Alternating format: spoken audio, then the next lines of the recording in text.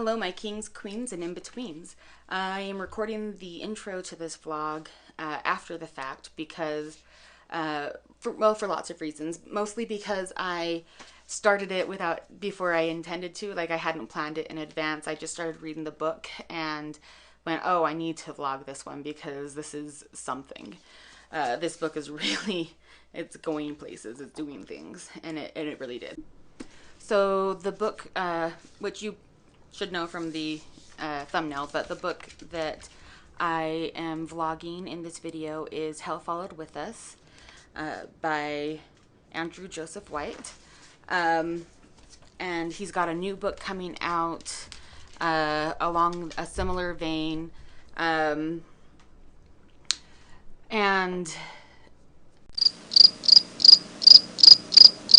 well, I'll just read it to you.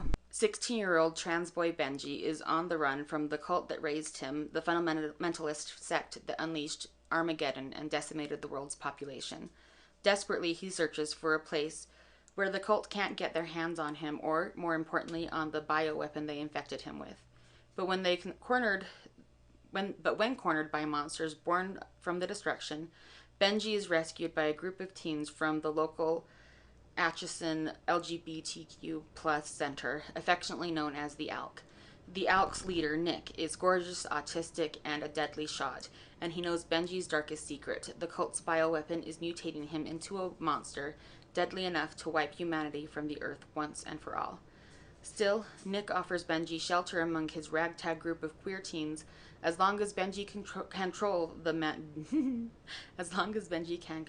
monster and use its power to defend the ALC.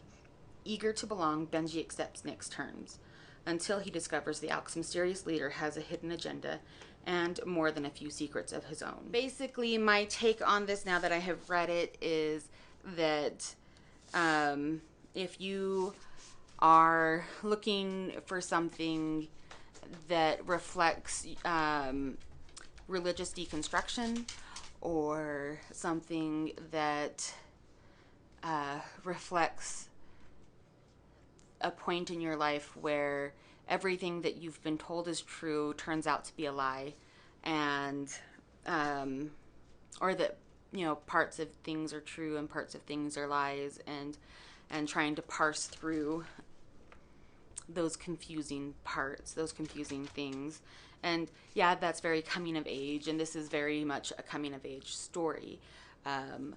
But I think that that's something that you can identify with at various points in your life, not just in your coming of age. And so if you're looking for something that is dealing with identity and dysphoria and euphoria and all of the different parts of realizing who you are and making who you are real and reconciling that with the realities of the world around you, this is definitely the book for you. And I think that it was really well done. And I just loved the characters. I loved Benji. I loved Nick. I loved all of the ALC kids.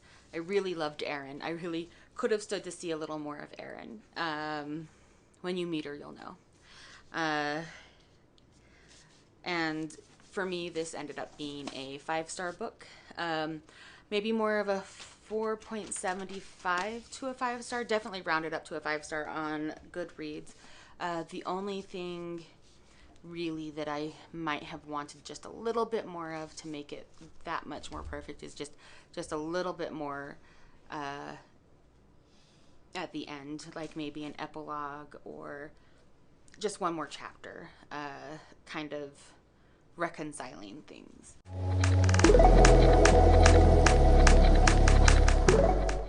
Sorry, the dogs were tussling. They're still kind of tussling, but it got a little too loud. Anyhow, basically that's where the non-spoiler part of this video ends, and if you watched this far, awesome, thank you. And if you are wanting to...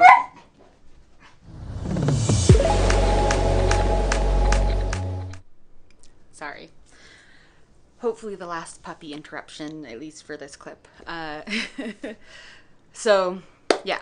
If you just wanted to know what my unspoilery review was, there you have it. If you want to come back after you've read the book and watch the rest, that would be wonderful. If you are good with continuing, then you should do so.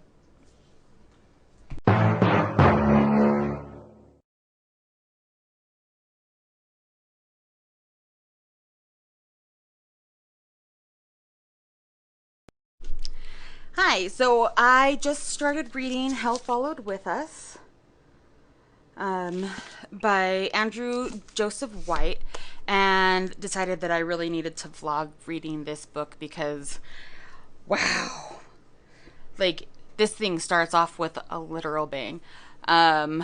So it is an apocalyptic plague story with literal Bible angels, if the wings with eyes didn't give that away. And it's horrific, and the main character has just barely met who I think are going to be his found family in this dark adventure. I am really just like shook with with how dark this is from the very beginning, because we are starting off with, and by the way, this is full spoiler if I don't mention that in the intro that I'm going to record after this, but so we start off with Benji in the middle of running away from the cult-like community that he has been subjected to pretty much his whole life, because he is the son of a religious leader, and the world is essentially burning in a plague that's called the Flood, and it was released by this cult group, this religious group called the Angels, or I know they have like a longer title, I'll have to find it later, but they're referred to as the Angels, and they refer to themselves as the Angels, and they are ushering in the end of the world with a virus that was developed by one of their members on purpose, specifically to bring the apocalypse. So they are like the ultimate doomsday cult. And that's what I've got from just the first couple chapters.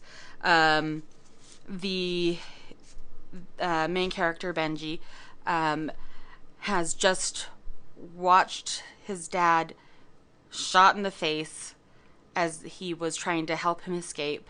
He has been infected with a variant of the Flood plague.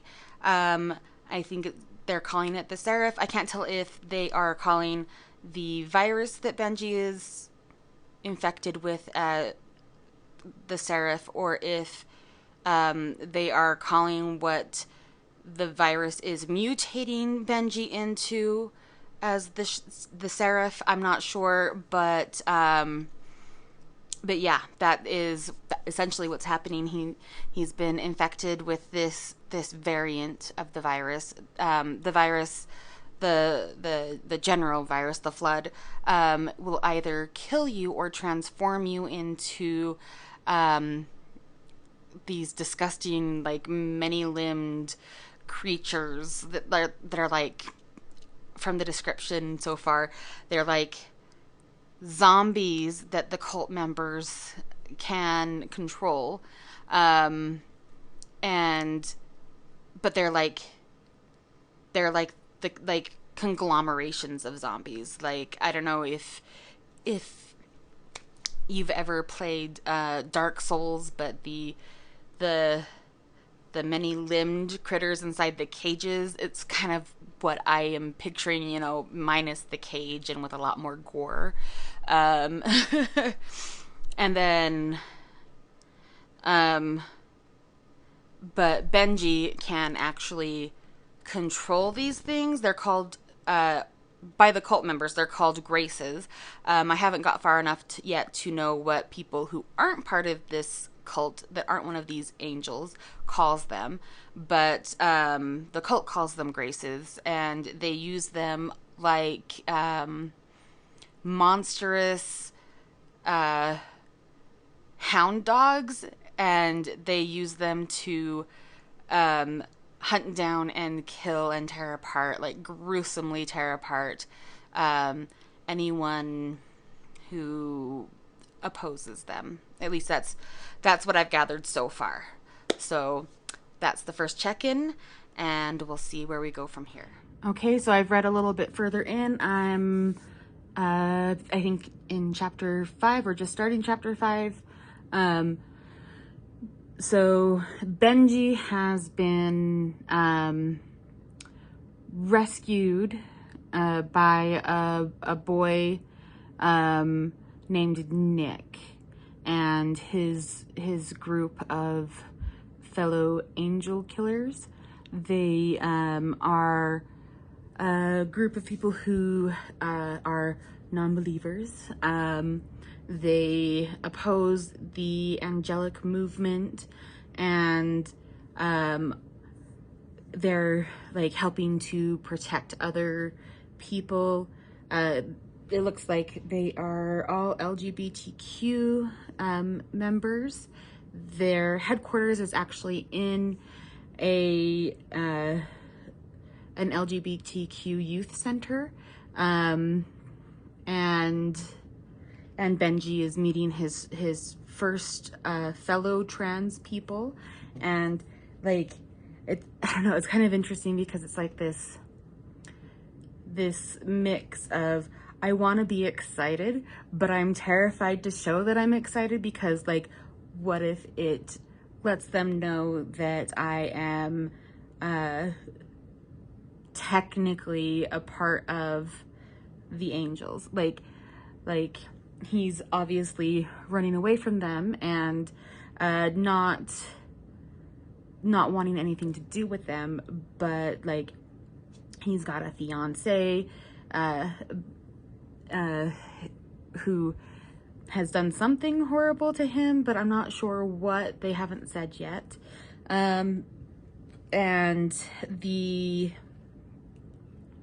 I don't know. It's interesting seeing him interact with his first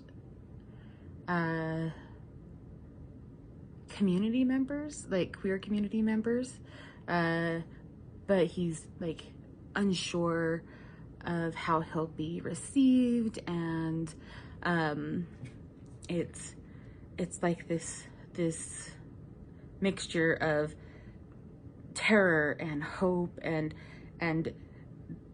not trusting good things. And honestly, to me it's a lot like when you're first deconstructing from any sort of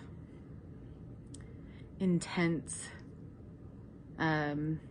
religious experience. The angel killers have found this letter on one of the angels that is declaring Ben as the Seraph, and I guess like after they've had like 18 failed attempts at changing somebody into a Seraph. The very, very brief flash of memory that Benji experiences regarding that, it's pretty gruesome. This whole thing is pretty gruesome. Anyhow, they have, they know who and what Benji is, and they want to help him. And again, he's not sure he can trust this. There's a whole lot of, this can't be true, this can't be that simple, it can't be that easy. But basically the two plans that they've come up with is either they help Benji to escape and find his way to another territory where the angels hopefully won't be able to get to him and use him as their ultimate weapon, their doomsday weapon. And then they don't have to worry, the trade-off being that they don't have to worry about this giant monster hunting them. And so that's option number one. The other option is that they have Benji join them and turn the angels' greatest weapon against them. Benji does the math real quick. I can do the angels harm by not being their weapon, or I can save a lot more people by being the angel killer's weapon instead. So he has agreed to join the angel killers, and that's where we're at. Nixie. Yeah? Are you in my chair? Don't ignore me. Can I have my chair? Hi, it's been a couple days and I thought I should do a check-in for this vlog. I am a little bit of a chaotic reader, so I keep like 3 or 4 books going at a time, and it's been a few days since I read any of Hell Followed With Us, but I've read a few more chapters now. I'm at, think, about 11 or 12. And Benji has joined the angel killers and spent a few days now with the I don't know, they don't really, the non-angels. And his uneasy allies are holed up. And so there's a conflict of power between the ALK kids and the rest of the population in the city, the rest of the non-believers. Basically, the rest of the occupants of the city are hoarding all the food, and in exchange for some food, the ALK kids have to bring in grisly trophies, such as lopped off ears and teeth pried out of Grace's mouths, and yeah, it's grody. So anyhow, they exchange these grisly trophies for boxes of food, and they are definitely suffering from a power imbalance, because the people with the food are definitely posturing and doing what they can to be stingy as they can. Yeah, it's like a really nasty video game. Maybe that's why I'm having such a good time. It reminds me of some of my favorite video games. So definitely a lot of body horror going on in this book. Lots and lots of body horror. Benji is sick and suffering from the effects of the seraph transformation happening in his body. And feeling guilty about eating anything, even though he probably needs to eat just as much as anybody else, if not more. But he's feeling guilty because he's sick and going to die anyhow, and doesn't want to take more food, that's scarce as it is, away from these other kids. Benji is pretending like he doesn't need anything, or trying to not to go unnoticed with the lack of eating. And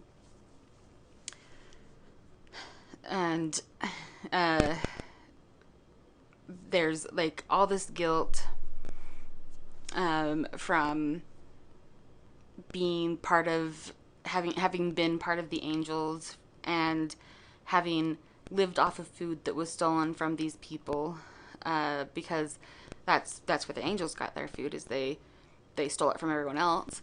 And then the guilt of, I'm going to die soon, so what's the point? And just so many layers of guilt, and it's amazing. And the guilt that and then at the same time, Nick has noticed that Benji wasn't eating, and brought him a piece of venison, and and for the first time, Nick takes off his mask, and Benji sees Nick's face for the first time, and it's beautiful, with the promise of being even more beautiful when he gets older. And the guilt at even noticing, because Benji is betrothed to somebody who's betrayed him horrifically somehow.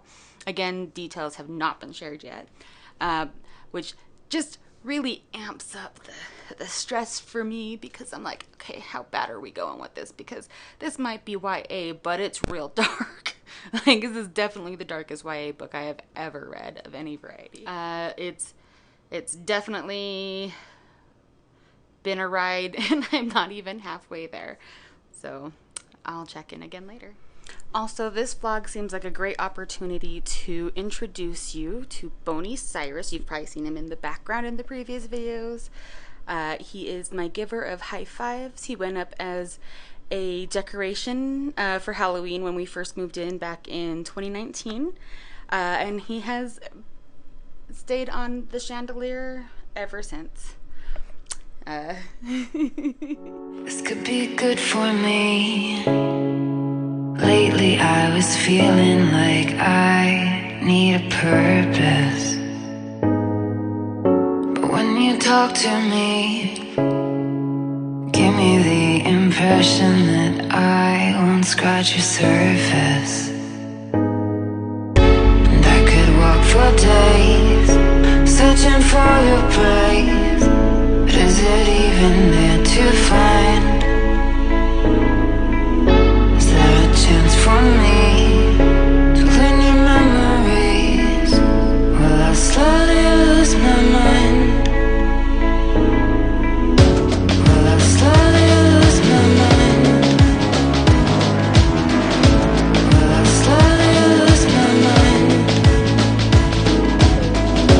Will I slowly lose my mind?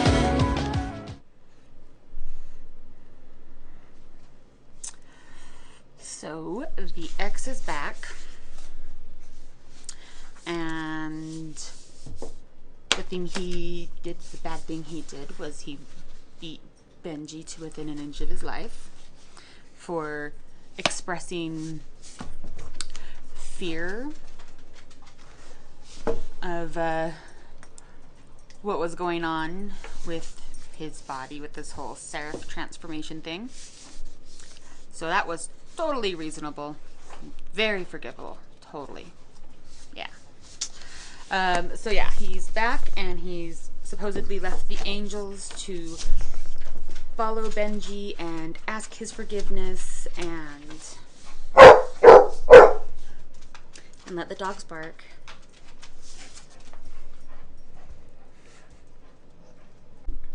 Sorry, another doggy interruption. Forgot where I was. Yeah, being angry that Theo, the ex, is back. His abusive behavior is something that he's trying to get forgiveness for, and I'm not here for it.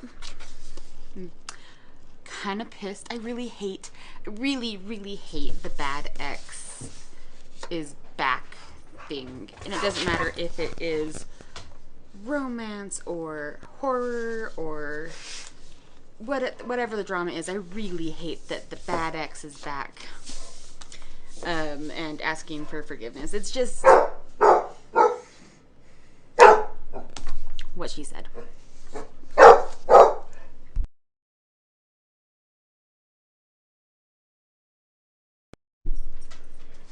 Okay, so essentially, the ex is back. I hate it. We've killed a whole bunch of angels. I love it. And we are spending a little more time getting to know Nick and contemplating how we're going to sneak back out to meet up with Theo, the awful ex. So that's the check-in.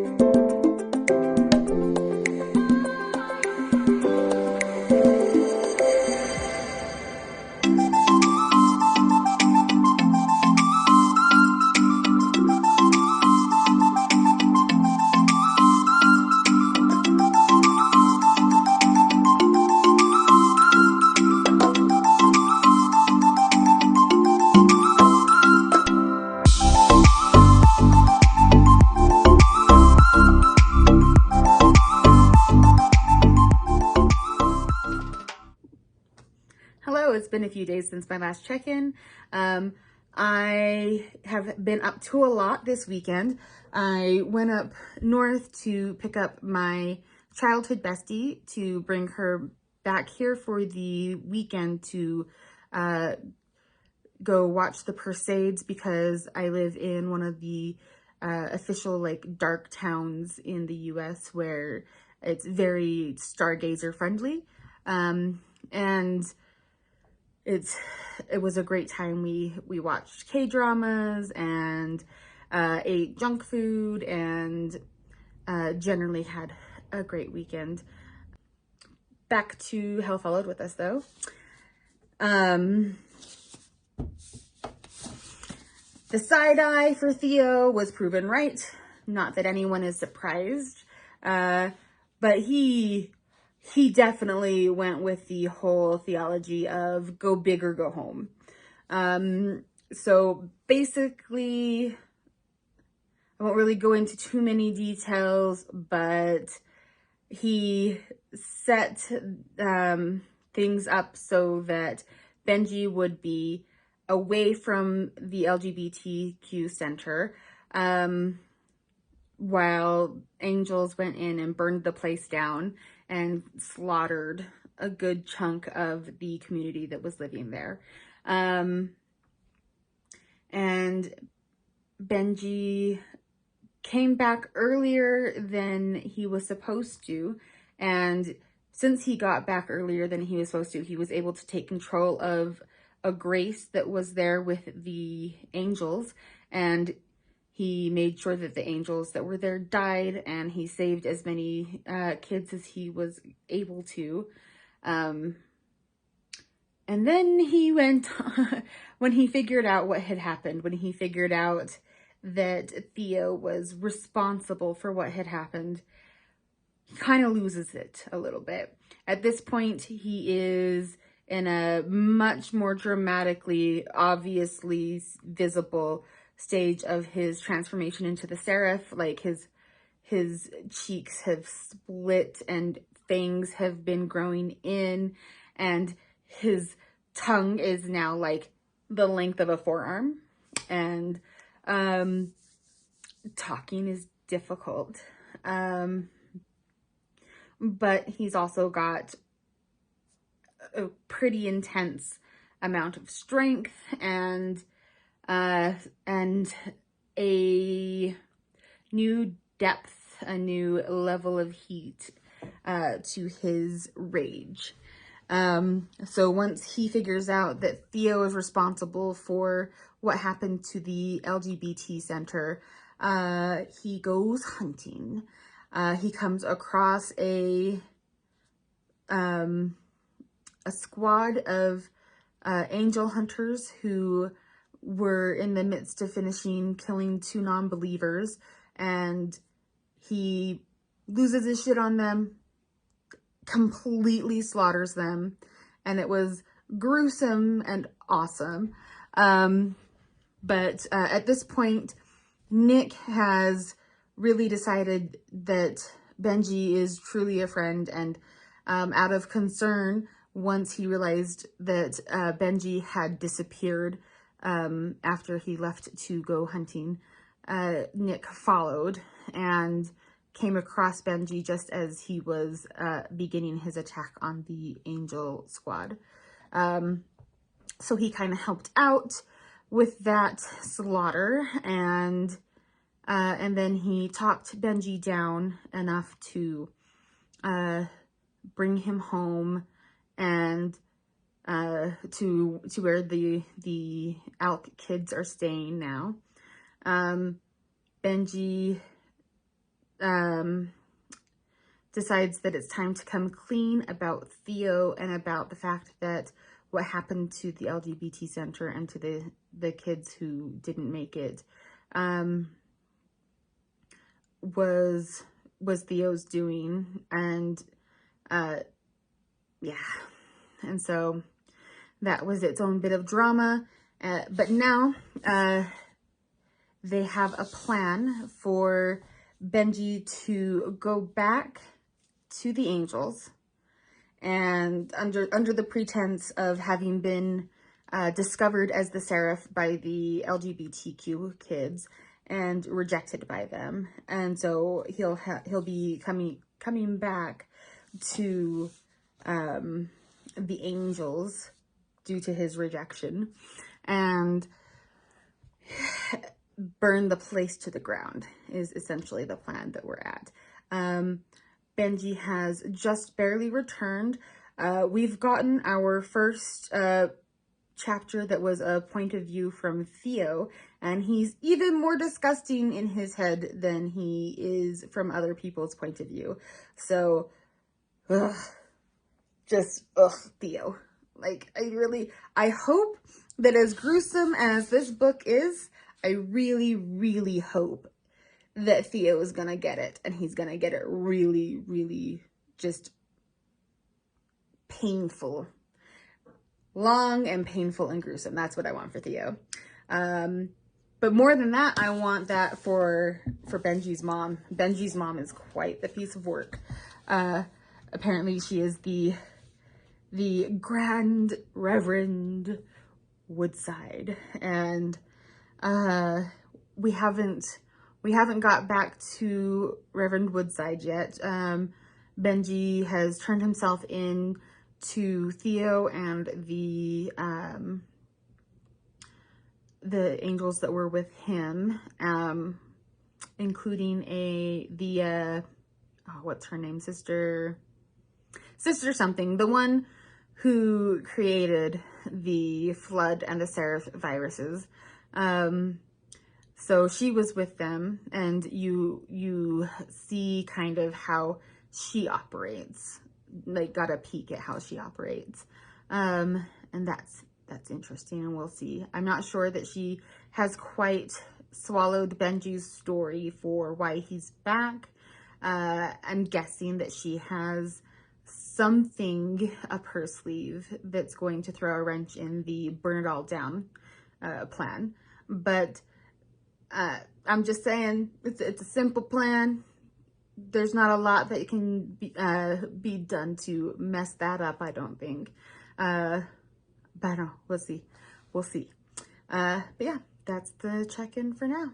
Talk to you later. Hey, so I decided to record over this footage because I had my mic rubbing against my hair and making a really terrible background noise. Basically, I was up north getting another infusion for my autoimmune disease, and it's like a 4-hour process. So, yeah, I listened to the rest of Hell Followed With Us, and was telling you this from the bathroom because it was like the only private place for me to do that.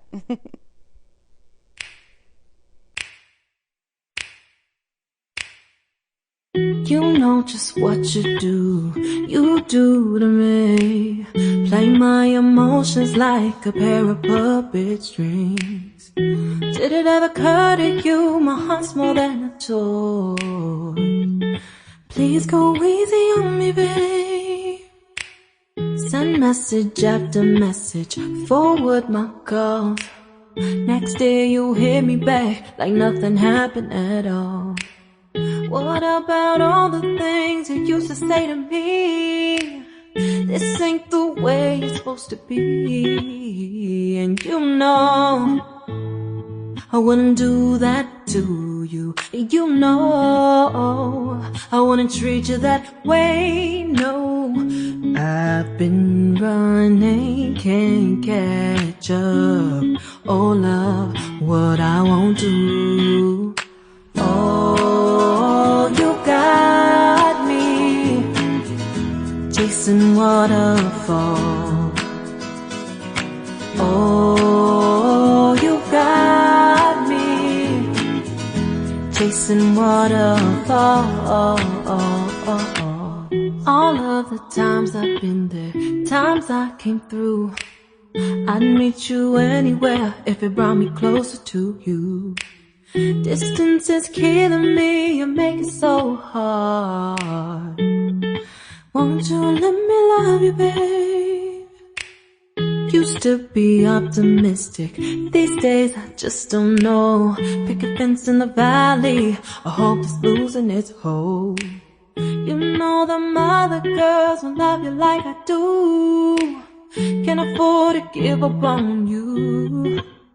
And you know I wouldn't do that to you. You know I wouldn't treat you that way, no. I've been running, can't catch up. Oh love, what I won't do. Oh, you got me chasing waterfall. Oh, you got me dancing waterfall.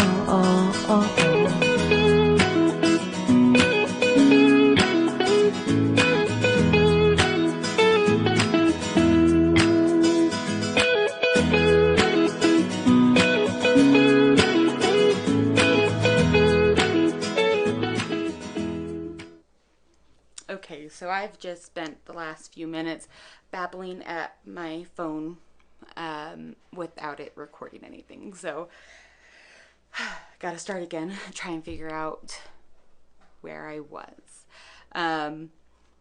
Okay, so I did finish Hell Followed With Us. The lady who I mentioned before was the doctor who created the flood virus and who created the Seraph and all of its predecessors, and how she was definitely giving me the she knows something vibes. And I was thinking that she was just not buying Benji's story and was going to throw a wrench in the whole burn it down plan. Instead, it turns out that she is actually a part of wanting to burn it down, like on her own. Like, she developed the Seraph virus specifically to bring everything down around the ears of the angels, to help her atone for all of the destruction that her virus created and all of the deaths that she caused. So basically, before Benji finds this out, there is this plan where he's going to go in and be welcomed and brought back into the arms of the angels, and then be cleansed in a ceremony that they have for anybody who has spent time away from the angel encampments outside of being on one of the death squads that are on, a holy mission to kill the unbelievers. So, anyhow, he goes in, he's welcomed, there's some fun scenes between him and his mother, and you can see firsthand what a piece of work she is. And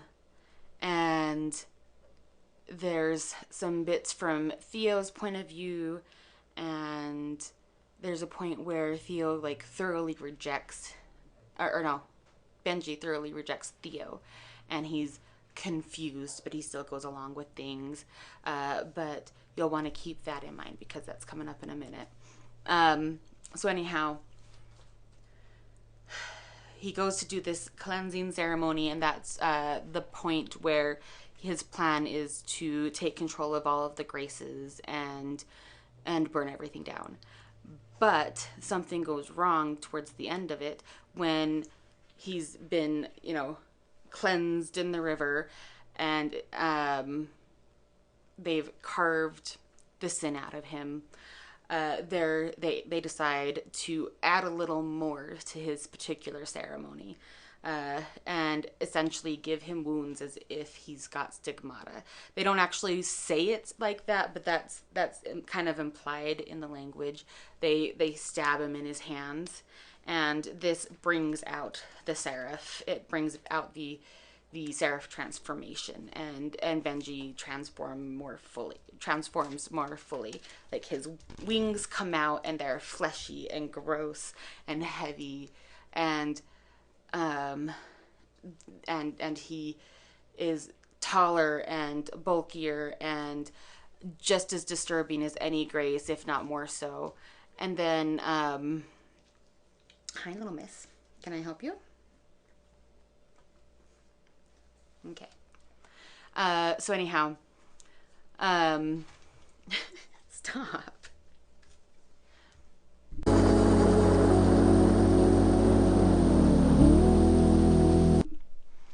Sorry, my puppy wanted a little more attention.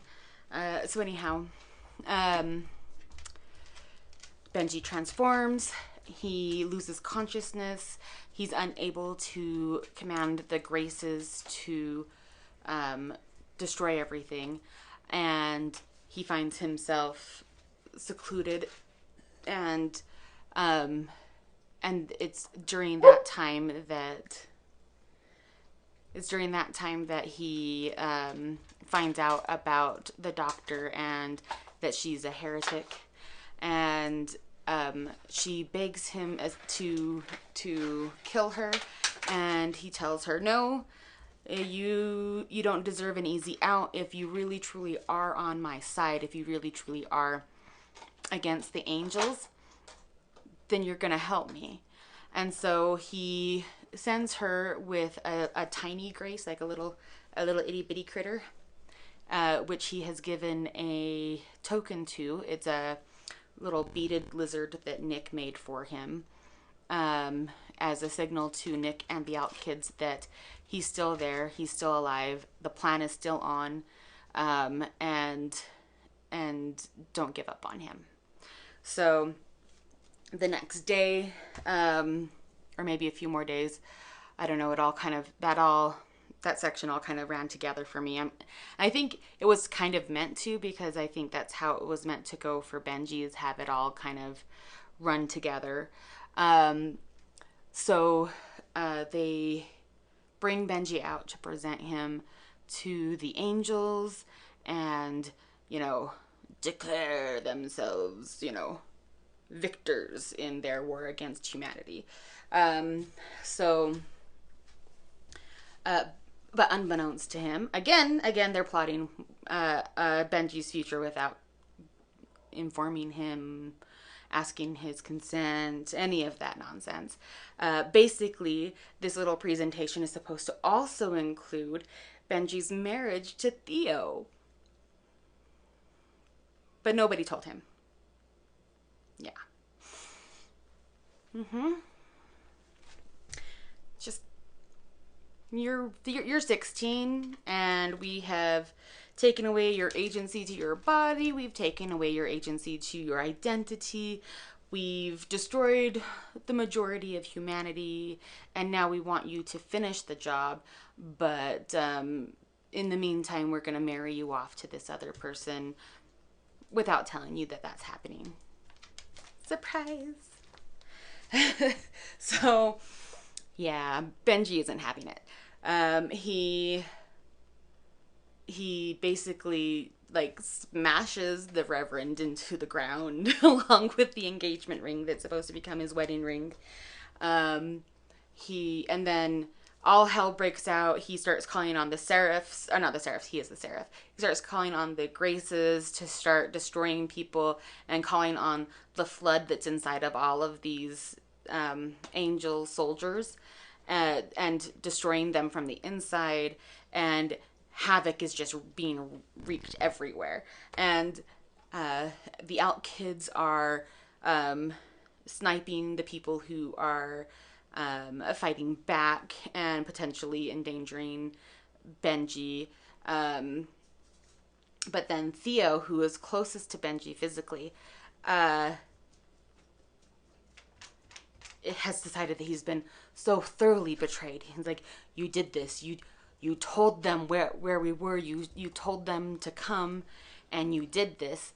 And he goes, luckily, I didn't trust you all the way. I really hoped that you were back for real, but I didn't trust you. And then he pulls out a syringe that's filled with a weird white liquid, and it's marked with the name Dominion, and it says subject 12, and he injects himself. And basically Dominion is the predecessor to Seraph. It's one of the unsuccessful predecessors to Seraph.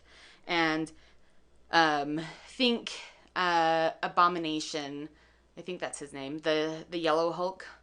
Think the Yellow Hulk versus the Green Hulk. And so they are having it out, and the Dominion is fighting him for control, fighting Benji for control over the flood. And so they're fighting for control of the situation. They're fighting each other, and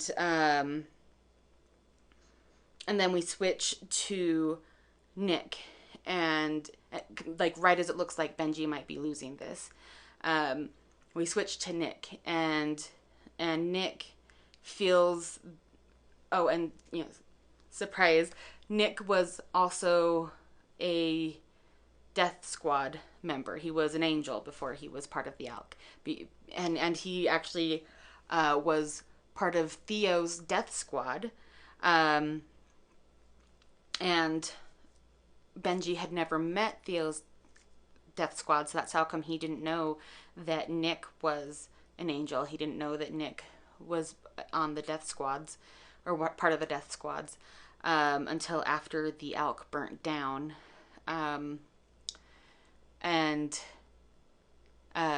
during all of that, there's a point where Benji is supposedly sleeping, and Nick has come to check on him, and he sees that Benji's arms are starting to show the seraph transformation, and so he like takes off his shirt and shreds it and bandages Benji's arms, and in the process reveals his back, which has the angel wings that you get when you join the Death Squads. So Nick also has a piece of the Flood in him.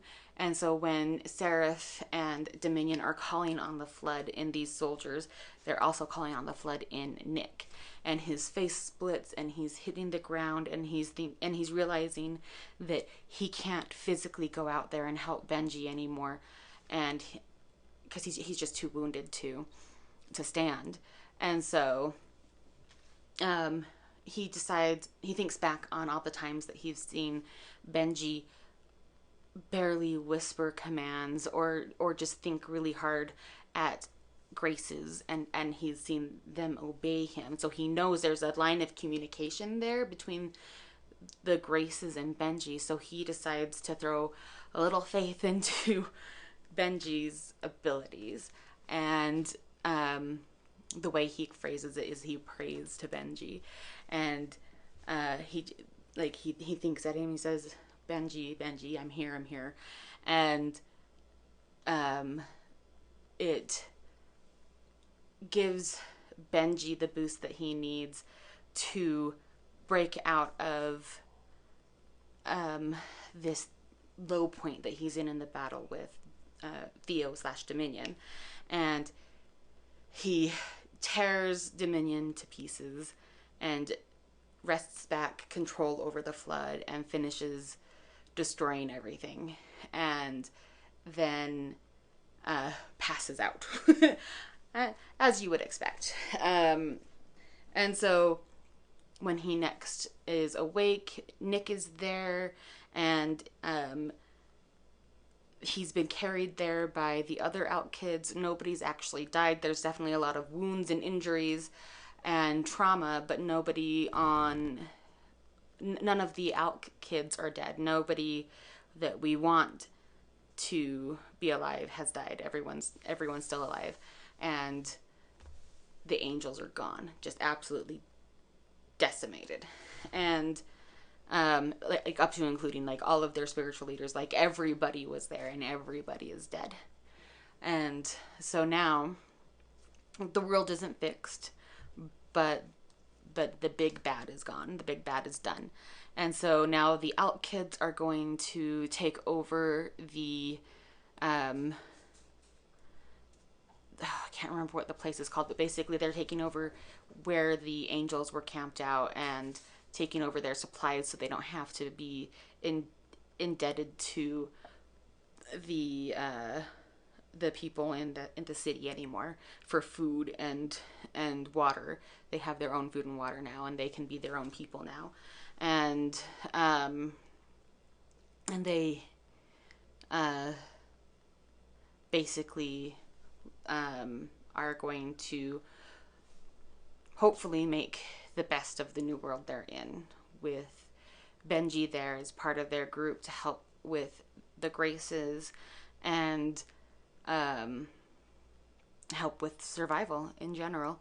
And then it kind of ends on like a hopeful note between Benji and Nick, because right before Benji left, he told Nick that he liked him, and Nick said, I don't know how to reply, because not because I don't like you, but because I need to get it right.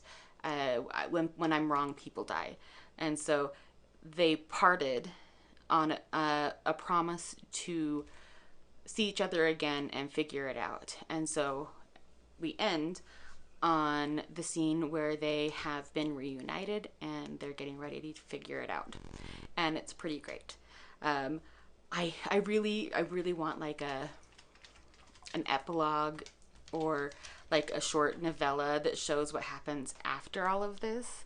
But honestly, even without that, the ending is like the perfect note of having overcome terrible things, and everything is not fixed, but we're in a better place. And so it had a very realistic feel to the ending. It wasn't a Disney ending, but it wasn't a terrible ending either. So yeah, this one was a 5-star for me, and I really loved it. And thanks for doing this vlog with me. And if you made it this far, leave a comment or let me know what you thought. If you have read this book, do you agree with me on any points or disagree with me on any points?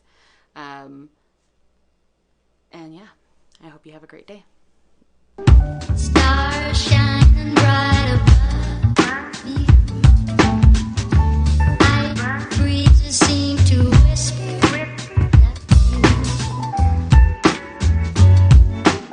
Sycamore tree. Dream a little dreamer. Hey, stop it. Hey. She sounds like she's being tortured, but really she's egging him on. She's biting his face. You know, like puppies do. Come here. Come here.